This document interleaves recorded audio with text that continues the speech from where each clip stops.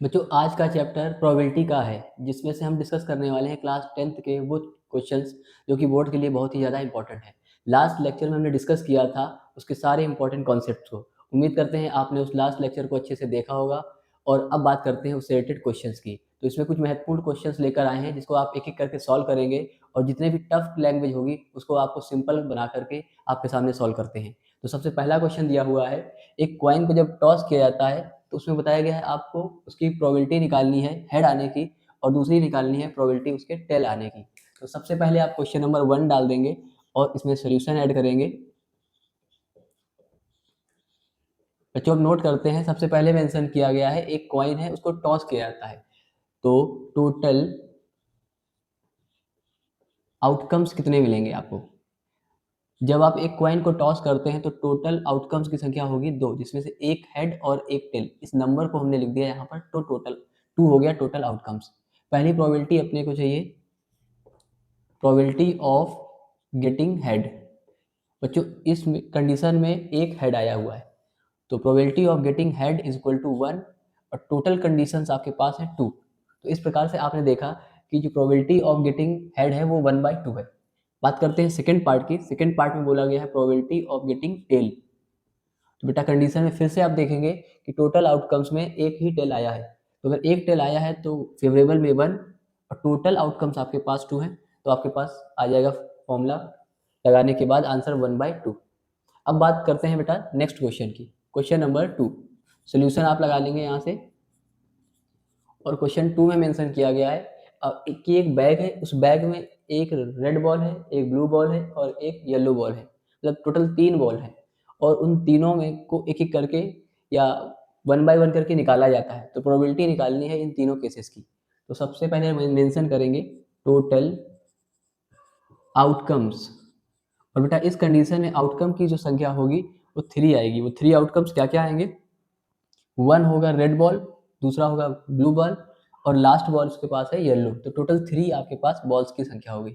पहला पार्ट उसमें बोला गया है प्रोबेबिलिटी निकालेंगे येलो की, तो इसको y से डिनोट कर लेंगे। दूसरा क्वेश्चन पूछा गया है उसमें प्रोबेबिलिटी ऑफ रेड, इसमें r से डिनोट कर लेंगे। और लास्ट तीसरा बात बोला गया है उसमें प्रोबेबिलिटी ऑफ ब्लू, तो उसे b से डिनोट कर देंगे। प्रोबेबिलिटी ऑफ येलो के लिए टोटल कितनी बॉल्स हैं येलो, तो आप देखेंगे एक ही बॉल है येलो, तो 1/3। इसी प्रकार से आप चेक करेंगे रेड के लिए तो एक ही है बॉल रेड की तो 1 आ जाएगा और टोटल बॉल है 3 तो 1/3। इसके बाद ब्लू के लिए चेक करेंगे तो एक ही है बॉल ब्लू रंग की, इसकी वैल्यू हो जाएगी 1 और टोटल बॉल है 3 तो वैल्यू आ जाएगी 1/3। तो इस प्रकार से बेटा आपने इसके अंदर जो 3 पार्ट्स थे वो कंप्लीट कर लिए। आप इसे नोट करेंगे और हम अगला क्वेश्चन फिर सॉल्व करते हैं। तो देखो बेटा अगला क्वेश्चन के लिए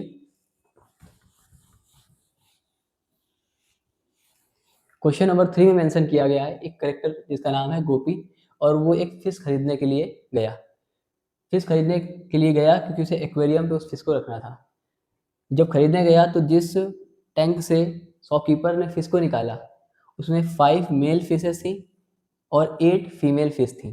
तो टोटल नंबर ऑफ फिश आप यहाँ से चेक करेंगे तो 5 मेल और 8 फीमेल फिश। क्वेश्चन नंबर आप लिख लेंगे 3 और सोल्यूशन लिख लेंगे यहाँ से और लिखते हैं पहली कंडीशन टोटल आउटकम्स। तो टोटल आउटकम्स बेटा इस कंडीशन में आ जाएंगे आपके पास 5 मेल फिश और 8 फीमेल फिश। तो टोटल वैल्यू आ गई आपके पास 13 फिश। अब 13 फिश थी उसमें से एक ही फिश निकाली गई है और मेल के आने की प्रोबेबिलिटी चाहिए। तो यहाँ से डल जाएगा अपना probability of male fish is equal to number of male fish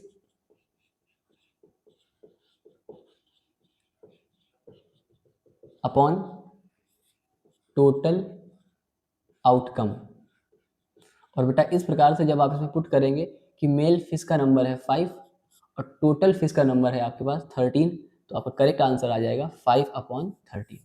बच्चों अब बढ़ते हैं नेक्स्ट क्वेश्चन में। देखा होगा आपने इन क्वेश्चंस को करने में ज़्यादा टाइम नहीं लग रहा है क्योंकि इसमें ना तो ज़्यादा कैलकुलेशन होती है और ना ही कोई वैरायटी ऑफ फॉर्मूलाज हैं और ना ही इसमें कोई यूनिट का इस्तेमाल होता है।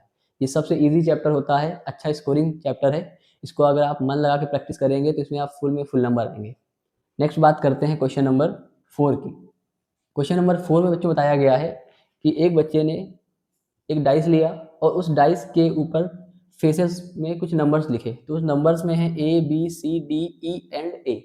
आप नोटिस करेंगे कि इसमें एक डाइस है, तो डाइस में फेस की संख्या होती है 6, तो करेक्टर भी कितने होंगे 6।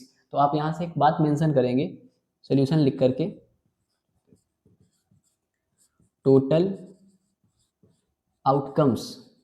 इस कंडीशन में भी टोटल आउटकम्स आपको क्या मिल रहे हैं, 2 बार आया है ए, बाकी बी सी डी ई तक। तो आप इन सभी को जब कैलकुलेट करेंगे तो आपको पता लगेगा कि यहाँ पर टोटल 6 ही आउटकम्स आ रहे हैं। 6 आउटकम हो गए और आपको प्रोबेबिलिटी निकालनी है। जब डाइस को थ्रो किया जाता है तो पहली प्रोबेबिलिटी अपनी है 1 वाली ए आने की। तो आप देखिए इस A B C D E और ए में कितनी बार ए आया है, फर्स्ट में आया है, लास्ट में आया है, मतलब 2 टाइम्स हो गया ए। फेवरेबल आउटकम आपका 2 और टोटल आउटकम्स आपके पास है 6। इसको आप रिड्यूस करेंगे तो 1/3। नेक्स्ट बात करते हैं सेकेंड पार्ट की, प्रोबेबिलिटी ऑफ डी। अब बच्चे देखिए यहाँ पर ध्यान से, डी कितनी बार आया है, एक बार आया है, और यदि एक बार आया है तो उसका नंबर एक बार ही लिया जाएगा, तो मतलब वैल्यू आ जाएगी 1/6।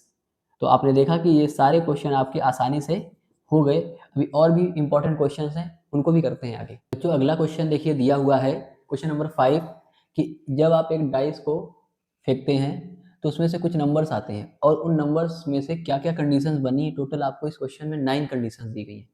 तो क्वेश्चन नंबर 5 शुरू करते हैं और सबसे पहले मेंशन करते हैं कि जब डाइस को आप फेंकते हैं तो टोटल आउटकम्स क्या आते हैं। सोल्यूशन लिखने के बाद आप इस बात को मेंशन करेंगे, टोटल आउटकम्स। और बच्चों टोटल आउटकम्स एक डाइस में होते हैं 6, क्योंकि नंबर उसमें 1 से 6 तक होते हैं, तो आपका आउटकम्स का संख्या आ जाएगा 6। अब फर्स्ट क्वेश्चन की बात करते हैं, सबसे पहला पार्ट। सबसे पहले पार्ट में रिक्वायरमेंट की गई है कि केवल और केवल 4 आ जाए। तो 1 से 6 तक में डाइस में कितनी बार 4 आता है, तो आपका जवाब हो जाएगा इसमें कि एक बार ही आता है। तो अगर एक बार आता है तो प्रोबेबिलिटी ऑफ, और इसको मैं इवेंट को E1 मानूंगा, ऐसे इसको इवेंट को E2 मानूंगा, और सारे इवेंट्स को E1 E2 E3 E4 E5 E6 करके लिखते जाएंगे। तो जो पहली कंडीशन की अगर बात की है, प्रोबेबिलिटी ऑफ E1 का सेंस आप ये लगाइएगा कि नंबर 4 की बात हो रही है। तो जब प्रोबेबिलिटी ऑफ फर्स्ट आई तो उसमें 4 आने की कंडीशन एक ही है और टोटल केसेस है 6। तो इस प्रकार से पहले क्वेश्चन का जो आंसर बनेगा 1/6। अब बात करते हैं सेकेंड नंबर पार्ट की। सेकेंड नंबर पार्ट में आपसे बोला जा रहा है कि प्रोबेबिलिटी चाहिए लेकिन नंबर होना चाहिए ग्रेटर देन 4। आप जरा बताइए मुझे कि अगर डाइस में 1 से 6 तक के नंबर हैं तो उसमें से ग्रेटर देन 4 कितने आएंगे, तो आपके आंसर होंगे एक 5 आएगा, एक 6 आएगा। मतलब 2 ही नंबर ऐसे हैं जो कि ग्रेटर हो जाएंगे 6 से, मतलब 4 से ग्रेटर होंगे और 6 से छोटे रहेंगे। तो 2 नंबर अगर ऐसे आएंगे तो probability of E two event में 2 इवेंट ऐसे हो गए जो कंडीशंस ग्रेटर देन 4 को बनाएंगे और टोटल कंडीशन हो गई 6। तो वैल्यू आ जाएगी बेटा इसको कैलकुलेट करने में 1/3। अब बात करते हैं क्वेश्चन नंबर इसी के थर्ड पार्ट की। थर्ड पार्ट में मेंशन किया गया नंबर लेस देन 4। तो 1 से 6 तक के नंबरों के बीच में 4 से लेस देन नंबर कितने मिलेंगे, तो इसका भी जवाब आपको पता होगा कि 1 आ सकता है, 2 आ सकता है और 3, क्योंकि 4 से लेस नहीं होता है, तो इसलिए 3 नंबर इसमें सेट हो पाएंगे। तो प्रोबेबिलिटी ऑफ E3, और E3 का मतलब हुआ कि हम बात कर रहे हैं क्वेश्चन नंबर 3 की। इसके अंदर कंडीशन 3 ऐसी क्रिएट हुई और उसमें से टोटल आउटकम 6 है, तो इसकी वैल्यू आ जाएगी 1/2। अब बात करते हैं इसके फोर्थ पार्ट की। फोर्थ पार्ट में बच्चों क्या मेंशन किया गया है, इवन नंबर आ जाए। इवन नंबर कितने होते हैं 1 से 6 के बीच में, ये आपको आराम से पता होगा कि 2 होता है, 4 होता है और 6। 3 नंबर ही ऐसे हैं जो इवन की कैटेगरी में आते हैं। तो अगर प्रोबेबिलिटी निकालनी है इवन नंबर की तो हम ये E4 डाल करके, और 3 कंडीशंस ऐसी हैं जो इवन बनाएंगी, टोटल कंडीशन 6 है तो जो आपका आउटकम्स है, तो 1/2 इसका भी आंसर आ जाएगा। अब फिफ्थ वाले पार्ट की बात करते हैं। फिफ्थ में बोला गया है नंबर ग्रेटर देन 6। आप जरा बताइए मुझे कि अगर आप किसी डाइस को फेंकते हैं और फेंकने पर अगर नंबर आपको चाहिए ग्रेटर देन 6, क्या मिल पाएगा? पॉसिबल ही नहीं है, क्योंकि जिसमें नंबर 1 से 6 तक लिखे जाएंगे तो क्या उसमें 7 आ सकता है या 6 से बड़ा आ सकता है? क्वेश्चन ही नहीं हो सकता है ऐसा। तो इस वजह से इस कंडीशन में जो हम बात कर रहे हैं E5 की, ऐसी कोई भी कंडीशन बननी ही नहीं है जो ये डिमांड करता है। इसका मतलब 0 कंडीशन बनती है, टोटल 6 आउटकम है। इस टाइप की प्रोबेबिलिटी को इम्पॉसिबल प्रोबेबिलिटी कहते हैं, क्योंकि ये पॉसिबल ही नहीं है बनाना, 0 आ जाएगी। अब बात करते हैं क्वेश्चन नंबर 6 की। 6 नंबर पार्ट में मेंशन किया गया है बेटा number less than 7। Less than 7 कितने होंगे, 1 से 6 तक के नंबरों में सारे के सारे नंबर 7 से छोटे होंगे, मतलब जितने के आपके आउटकम्स हैं उतनी ही आपकी फेवरेबल कंडीशंस हैं।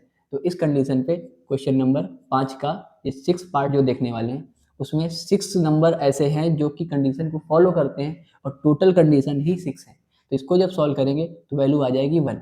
आपको लास्ट लेक्चर में बताया था अगर इवेंट 0 आता है तो वो इम्पॉसिबल इवेंट है, और अगर प्रोबेबिलिटी 1 आती है तो वो श्योर इवेंट है। आगे की बात करते हैं मल्टीपल ऑफ 3। तो मल्टीपल ऑफ 3 की अगर बात की जाए बेटा, तो इसमें प्रोबेबिलिटी पड़ जाएगी अपनी 7 नंबर की, और 3 के मल्टीपल्स आपको क्या क्या मिल पाएंगे, तो 1 से 6 तक में 3 का बन जाएगा एक 3, और 3 2 या 6 आएगा। मतलब दो ही नंबर ऐसे बनेंगे 1 से 6 तक के बीच में जो कि 3 के मल्टीपल होंगे। उसमें से पहला होगा 3 और दूसरा होगा आपका 6। तो इसका मतलब 2 कंडीशंस ऐसी हैं जो कि इसको फॉलो करेंगी, और टोटल कंडीशन 6 है, इसको कैलकुलेट करेंगे तो 1/3। अब बात करते हैं क्वेश्चन नंबर इसके 8th की। इस 8th पार्ट में बोला गया है कि ऐसी कंडीशन बताइए जिसमें इवन भी आ जाए, अगर इवन नहीं आता है तो मल्टीपल ऑफ 6 आ जाए। तो आप जरा नोटिस करें, इवन जो राइट करेंगे पहले 2 आएगा, फिर 4 आएगा, फिर 6 आएगा, करेक्ट। और लगा है इसका मतलब या फिर कोई दूसरी कंडीशन फॉलो करे, 2 मतलब मल्टीपल ऑफ 3, तो या तो 3 आ जाए या फिर 6 आ जाए। मतलब 6 और 3 इवन में ही इंक्लूडेड है। तो जो इवन की कंडीशन है और के केस में वो मल्टीपल को भी फॉलो करती है। तो इसमें भी 3 ही केस ऐसे बने जो कि इसको फॉलो करते हैं। इसका मैं इनपुट लिख सकता हूँ यहाँ से कि आपका 2 आएगा, 4 आएगा और 6 आएगा। इसके बाद आप और लगाएंगे, और जब मल्टीपल आप निकालेंगे तो 3 आएगा और 6 आएगा। इन दोनों में और लगाने का कोई मतलब ही नहीं, क्योंकि 3 और 6 दोनों के लिए कॉमन है। इसमें बस एक एक्स्ट्रा नंबर एक्स्ट्रा आ गया। तो यहाँ से टोटल अगर आप आउटकम्स की संख्या देखेंगे तो 2 आ सकता है, 4 आ सकता है, 3 आ सकता है और 6 आ सकता है।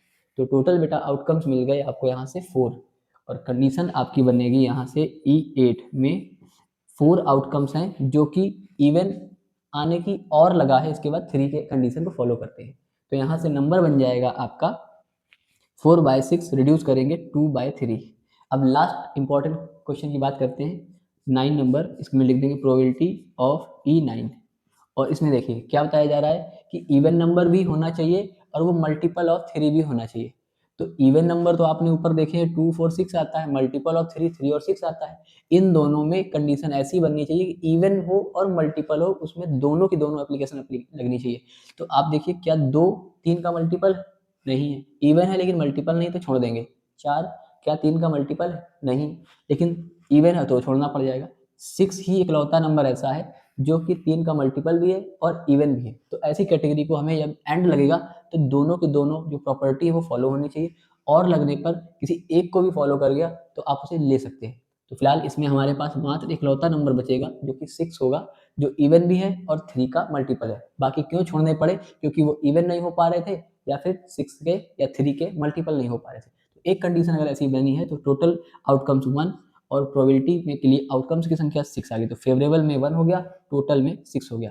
तो आपने इस टाइप से देखा कि एक क्वेश्चन के अंदर टोटल 9 पार्ट्स थे जो कि आपने यहाँ पर सॉल्व कर लिए। अगर आपको ये फास्ट लगा हो तो आप वीडियो को दोबारा से पीछे करके एक बार दोबारा से समझें, बहुत इंपॉर्टेंट कॉन्सेप्ट है। और अब बढ़ते हैं नेक्स्ट क्वेश्चन की तरफ, तो आप इसे नोट करें।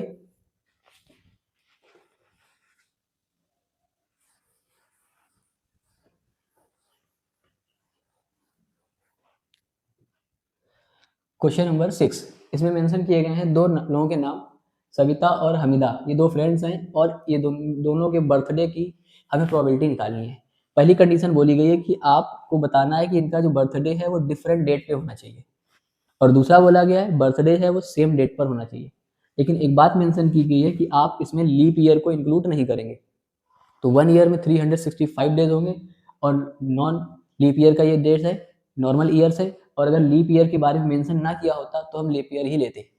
हालांकि क्वेश्चन में बता रखा है कि आप लीप ईयर को अवॉइड करें, मतलब उसे छोड़ सकते हैं। तो लीप ईयर हटाने के बाद नॉर्मल ईयर्स में डेज होते हैं 365। तो टोटल नंबर ऑफ आउटकम्स यहाँ पे कितने बने वो आप पहले लिखेंगे, टोटल आउटकम्स। और टोटल आउटकम्स होते हैं नॉर्मल ईयर्स में 365 डेज। ये डेज आपको मिल गए। अब आपसे बोला गया है कि डिफरेंट बर्थडे डेट होनी चाहिए। तो मान लेंगे किसी पर्टिकुलर डेट में सविता का बर्थडे है, तो उस डेट को छोड़ने के बाद हमीदा के बाद कितने और मौके बचेंगे बर्थडे मनाने के? तो अगर 365 डेज में किसी एक पर्टिकुलर डे पर इसका बर्थडे हो गया सविता का, तो बाकी बचे जो डेज हैं मतलब 365 में एक माइनस करने में 364 डेज बचेंगे। तो इस कंडीशन पे हम लोग लिख सकते हैं प्रोबेबिलिटी। और क्या कंडीशन की प्रोबेबिलिटी है? Different birthday. Different birthday, value बन जाएगी टोटल कंडीशन 365, उसमें से एक कम करनी पड़ेगी ताकि ये डिफरेंट डेट का कंडीशन फॉलो हो जाए, और टोटल कंडीशन 365। तो यहाँ से बेटा आंसर आएगा 364 अपॉन 365, ये इसका डिफरेंट डेट में आने वाला बर्थडे की कंडीशन हुई। अब बात करते हैं सेम डेट के लिए। तो अगर सेम डेट में आना है तो 365 डेज में कोई भी अगर आप डे चुनेंगे और उस डे में दोनों का बर्थडे आएगा, मतलब एक ही डेट दो लोगों का बर्थडे, इजिली आप उसका एक ही आउटकम्स निकाल सकते हैं। तो प्रोबेबिलिटी आ जाएगा यहाँ पे सेम बर्थडे, और वो डेट कोई भी हो सकती है, तो डेट हमें बतानी नहीं है, हमें इतना फोकस करना था कि वो सेम होना चाहिए। तो वो ऐसी कंडीशन एक दिन की ही बनेगी और टोटल आपके पास 365 डेज होंगे। तो इस प्रकार से आपने आज के टोटल 6 इंपॉर्टेंट क्वेश्चंस को कंप्लीट किया है, जो कि ये सुपर हिट क्वेश्चंस हैं और ये ज़्यादातर बोर्ड में रिपीटेड हुए क्वेश्चंस। आप इनकी ढेर सारी प्रैक्टिस करें, और आपको वीडियो कैसा लगा इसको लाइक करें, शेयर करें और सब्सक्राइब करें।